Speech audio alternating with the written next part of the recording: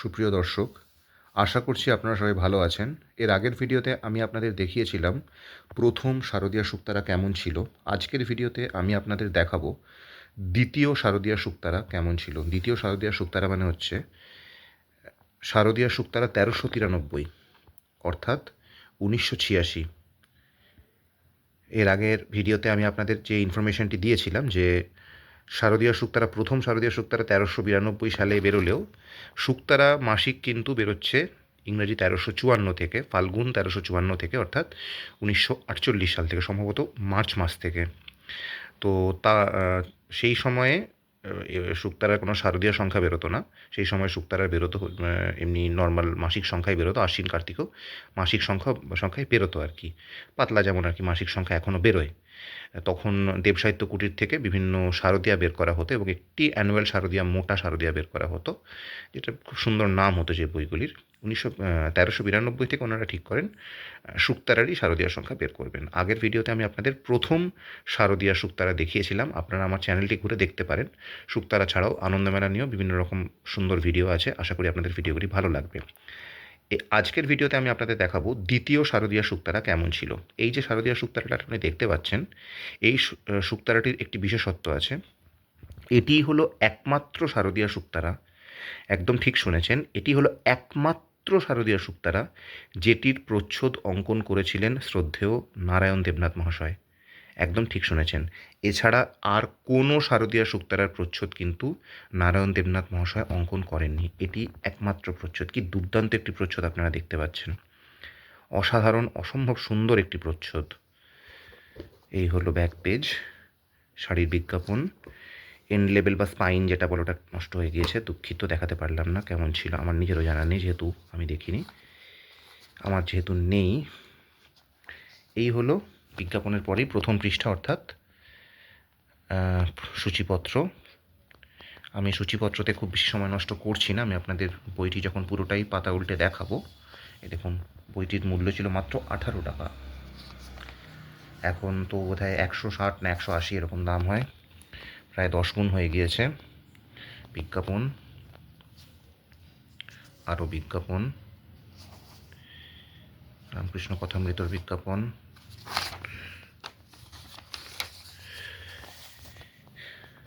এই অবনীন্দ্রনাথ ঠাকুরের কবিতা দিয়ে শুরু। মণ্ডুক মহলা, প্রেমেন্দ্র মিত্রর একটি গল্প, ফুটপাতের বই।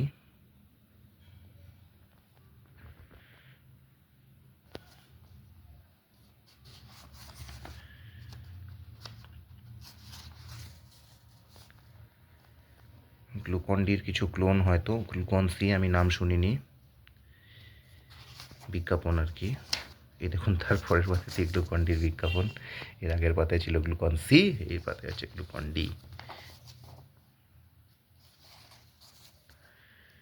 আচ্ছা, তারপরের পৃষ্ঠায় চলে যাচ্ছি। পাতাগুলো হঠাৎ এত স্টিফ হয়ে গেল কেন জানি না। এই বইগুলি যত্ন করে রাখাটা সত্যি একটা বড় টাস্ক। লীলা মজুমদারের স্বর্গ নামাও, যদি একবার এইসব বইয়ে পোকা ধরে যায়, আপনারা যদি সংগ্রহ করে থাকেন কেউ বা সংগ্রহ করার চেষ্টা করছেন, বইগুলিকে অবশ্যই গাম ব্যাগের মধ্যে ভরে রাখবেন, নাহলে কিন্তু বইগুলি নষ্ট হয়ে যাওয়ার সম্ভাবনা থাকবে। কবিতা পুলক বন্দ্যোপাধ্যায় মহাশয়ের। এই যে বাঁটুল দি গ্রেটের কমিক্স, সম্ভবত এই কমিক্সটি বাঁটুল দি গ্রেটের কোনো বইয়ে ছাপা হয়নি। বাঁটুল দি গ্রেটের যে আপনার যে বাঁটুল দি গ্রেট বলে যে ১ নাম্বার ২ নাম্বার করে দেবসাহিত্য কুটির থেকে বইগুলি বেরোতো, বা ওনার যে বাঁটুল দি গ্রেট সমগ্র আছে, তাতেও কিন্তু এই গল্পটি নেই। হয়তো এটি লালমাটি প্রকাশন থেকে প্রকাশিত কমিক্স সমগ্র বইটিতে আপনারা পেতে পারেন। আমি আস্তে করে গল্পটি পুরো দেখিয়ে দিলাম, আপনারা পড়ে ফেলতে পারেন, পজ করে করে গল্পটা পড়ে ফেলতে পারেন।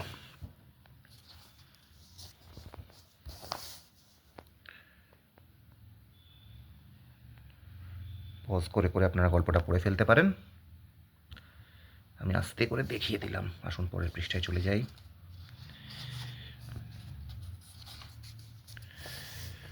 মায়া বসু প্রত্যেক বছরই এরকম শারদীয়া শুক্তারাতে একটি পৌরাণিক গল্প লিখতেন। এই সংখ্যায় ছিল বুদ্ধ ও অপালা, নটরাজনের গল্প, পুরস্কার,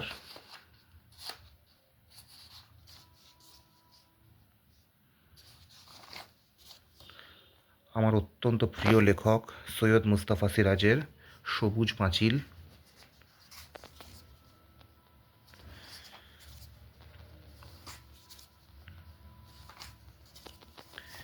এই হলো বইটির প্রথম উপন্যাস, ষষ্ঠীপদ চট্টোপাধ্যায়ের অত্যন্ত ফেমাস সিরিজের উপন্যাস পাণ্ডব গোয়েন্দা। আমি সব পাতাগুলি উল্টে দেখানোর একটাই কারণ, যাতে আপনারা অরিজিনাল যে বইয়ের যে অরিজিনাল ছবিগুলো সেগুলি আপনারা দেখতে পান। এই গল্পগুলি বিভিন্ন পরবর্তীকালে বিভিন্ন গল্প সংকলন বইয়ে আপনারা পাবেন, কিন্তু এই অরিজিনাল ছবিগুলো পাবেন না সে সমস্ত বইয়ে। এই কারণেই আর কি আমি আপনাদের দেখাচ্ছি। ট্রেনের শব্দ হয়তো শুনতে পাচ্ছেন, আমার বাড়ির পাশ দিয়ে ট্রেন লাইন গেছে, সেই জন্য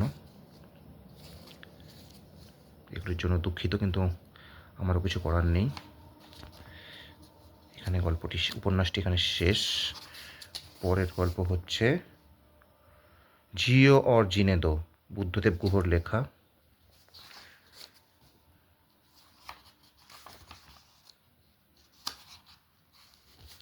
অজেয় রায়ের লেখা নন্দপুরে অঘটন। এনার লেখা ভূতের গল্প বেশ ফেমাস ছিল শুকতারার পাতায়, অজেয় রায়ের।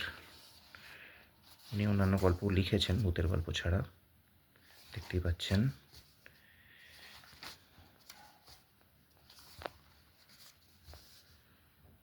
রেবন্ত গোস্বামীর লেখা সাত্যকী সোম ও মহাকালাধার। রেবন্ত গোস্বামীর লেখা সাধারণত সায়েন্স ফিকশনের ওপর হতো, এবং ওনার লেখা সায়েন্স ফিকশনের লেখা অত্যন্ত ফেমাস ছিল শুকতারার পাতায়, এবং উনি সন্দেশেও লিখেছেন আশুতোষ মুখোপাধ্যায়ের সেই ফেমাস চরিত্র পিণ্ডিদার ওপর একটি উপন্যাস, পিণ্ডিদার মগজ ডাকাতি। এটিও শুকতারার পাতায়, তৎকালীন শুকতারার পাতায় একটি 80-র দশকে একটি বড় অ্যাট্রাকশন ছিল, পিণ্ডিদার উপন্যাস। আমার পড়া পিণ্ডিদার প্রথম গল্প পিণ্ডিদা ও সাহেব ভূত, একটা ভূতের গল্পের সংকলনে আমি এই গল্পটি পড়েছিলাম।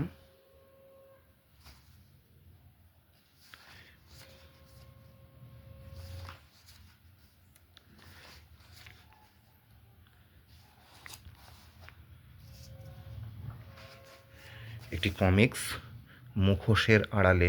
দিলীপ দাস প্রত্যেক বছরই শারদীয়া শুকতারায় একটি করে কমিক্স তখন লিখতেন।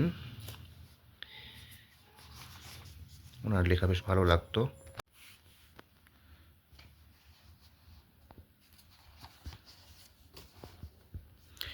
এই কমিক্সগুলি দেব সাহিত্য কুটির থেকে একটি কমিক্স সংকলন হিসাবে বের করতেই পারে, বেশ ভালোই হবে। কমিক্সের চাহিদা কিন্তু এখনও আছে। অরবিন্দ মুখোপাধ্যায়ের লেখা জবা।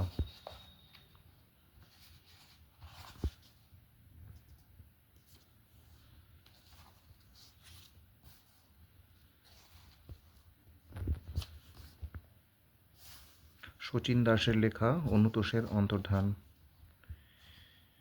কমেন্ট সেকশনে আপনারা জানাবেন এই বইটি কে কে পড়েছেন। অতীন বন্দ্যোপাধ্যায়ের লেখা উপন্যাস আজব দেশে মুম্বাই।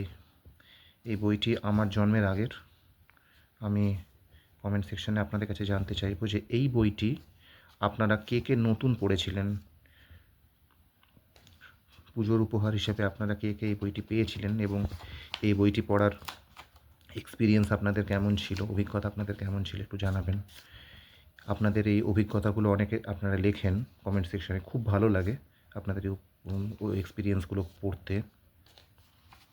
অবশ্যই আপনারা শেয়ার করবেন, বাকিরাও জানুক। এটি আমার জন্মের আগের বই, আমি পরে সংগ্রহ করেছি। নিমাই ভট্টাচার্যের লেখা পটলাদার চালিয়াতি।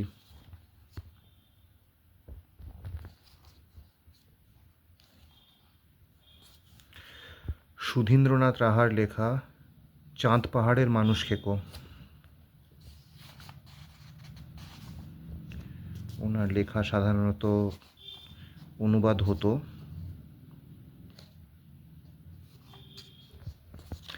মানবেন্দ্র পাল আমার অত্যন্ত প্রিয় লেখক, শারদীয়ার শুকতারার পাতায় আমাদের জেনারেশনের অন্যতম বড় অ্যাট্রাকশন ছিলেন মানবেন্দ্র পাল, বিশেষ করে ওনার ভূতের গল্প। এটিও একটি ভূতের গল্প, মরার খুলি ও মামা। ওনার লেখা যে ভূতের গল্পের কালেকশনের বই আছে তাতে এই গল্পটি পাবেন আপনারা। খুব ভালো গল্প।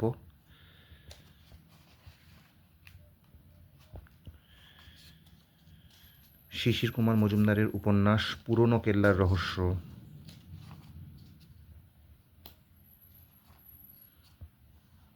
আবারও বলছি, একটা একটা করে পাতা উল্টে দেখানোর উদ্দেশ্য আমার একটাই, যাতে আপনারা অরিজিনাল ছবিগুলো দেখতে পান, যে ছবিগুলো এখন আর কোনো বইয়ে সেভাবে দেখা যায় না। এই একটাই কারণে আমি সমস্ত পাতা উল্টে উল্টে আপনাদের বইগুলো দেখাই।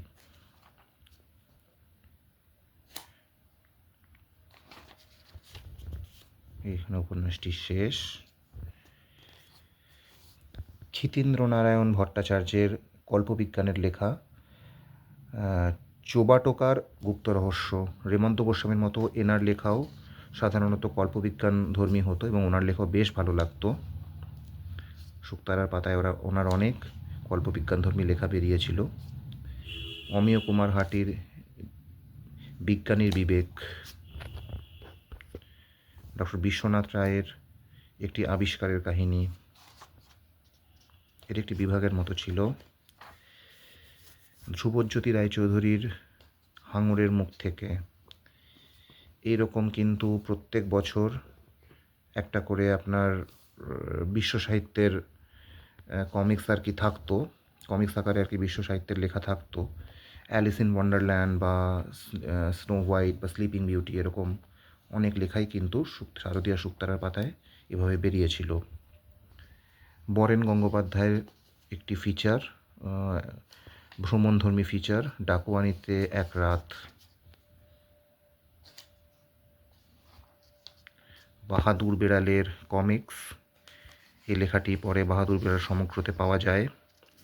দাদুমণির চিঠি, বিভাগীয় লেখা যেগুলি ছিল, সত্যি এগুলো বড় মিস করি।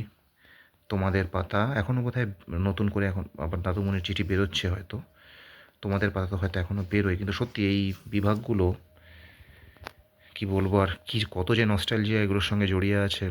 পরাশর রায়ের লেখা বেলুনে প্রথম আটলান্টিক পাড়ি।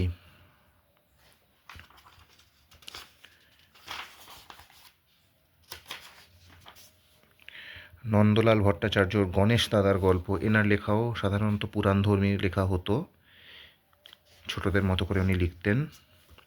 বিমল মিত্রর লেখা ভোলা পোদ্দার।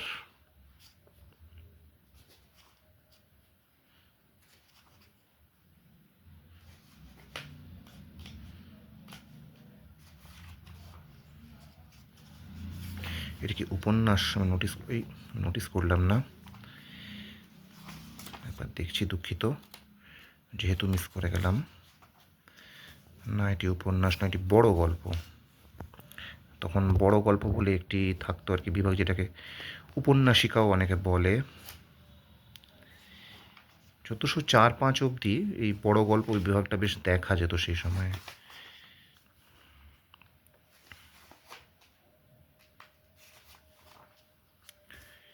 শীর্ষেন্দু মুখোপাধ্যায়ের নয়ন চাঁদ। দুঃখের বিষয় যে শীর্ষেন্দু মুখোপাধ্যায়ের কোনো উপন্যাস, স্পেশালি অদ্ভুতুড়ে সিরিজের উপন্যাস, আমরা কখনো আনন্দমেলার বাইরে অন্য কোনো শারদীয়াতে পাইনি। প্রফুল্ল রায়ের লেখা রাজার খেলা।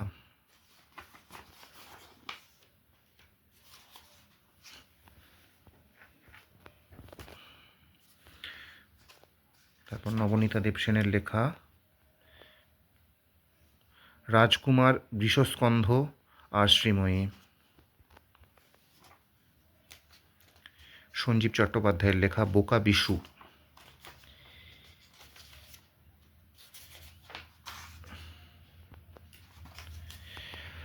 এই হাঁদামোদার একটি কমিক্স, এই গল্পটি কিন্তু পরে পরে আর কি হাঁদামোদার যে সংকলনগুলি বেরিয়েছিল পরে তাতে কিন্তু পাওয়া যায়। এই গল্পটি কিন্তু আর অপ্রকাশিত তা কিন্তু নয়, এটি পাওয়া যায় পরে, হাঁদামোদার সমগ্রতেও এটি আছে। আশাপূর্ণা দেবীর লেখা পরলোকের হাঁড়ির খবর।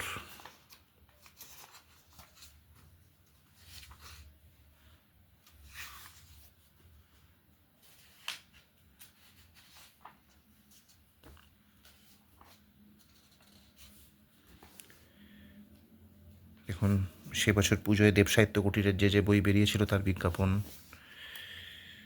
মানে বিভিন্ন বই আর কি রিপ্রিন্টও হয়েছিল, আবার কিছু নতুন বইও বেরিয়েছিল সেই বছর আর কি, যেগুলো রিপ্রিন্ট হয়েছিল সেগুলি। সুনীল গঙ্গোপাধ্যায়ের নীল মানুষের মন খারাপ, এই নীল মানুষের ওপর অনেক লেখা আপনার শারদীয়া শুক্তারায় কিন্তু বেরিয়েছিল।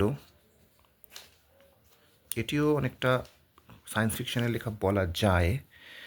স্পাই গাই, শ্যামল গঙ্গোপাধ্যায়ের লেখা।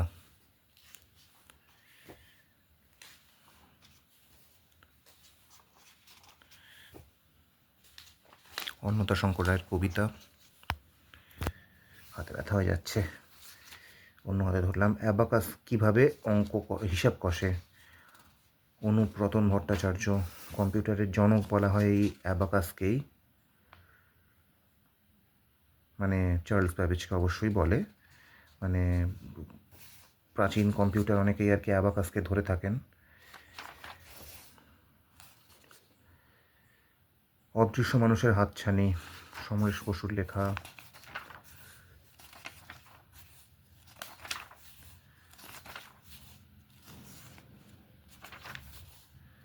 আরও একটি কমিক্স, জন্মদিনের উপহার, সুফির একটি কমিক্স। সুফির কমিক্সও বেশ ভালো লাগতো সেই সময়ে। রেগুলারলি সুফির কার্টুন এবং কমিক্স শুক্তারার পৃষ্ঠায় থাকতো। একটি ভৌতিক মালগাড়ি ও কাঠ সাহেব, বিমল করের লেখা, বেশ ভালো গল্প এটি। আমার মনে আছে এই গল্পটি পড়েছিলাম, অন্য বইয়ে, এখানে নয়, অন্য আর কি ভূতের গল্পের সংকলনে পড়েছিলাম। গোয়েন্দা অর্ক, মঞ্জিল সেনের লেখা।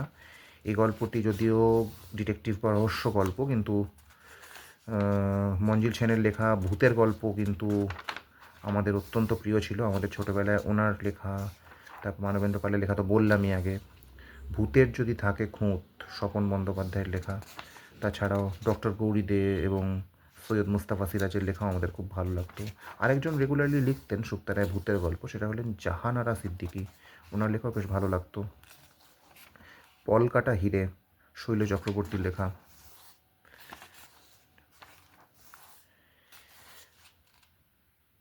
শান্তিপ্রিয় বন্দ্যোপাধ্যায়ের সেই ফেমাস উপন্যাস তীরন্দাজ, এটা বলতে পারেন এনার যে বাবু মিউ সিরিজের যে ডিটেকটিভ উপন্যাসগুলো ছিল তার মধ্যে সবচেয়ে ফেমাস লেখা হচ্ছে তীরন্দাজ, যেটি পরে বই হিসাবেও বেরিয়েছে, আলাদা বই হিসাবে, একক বই হিসাবে।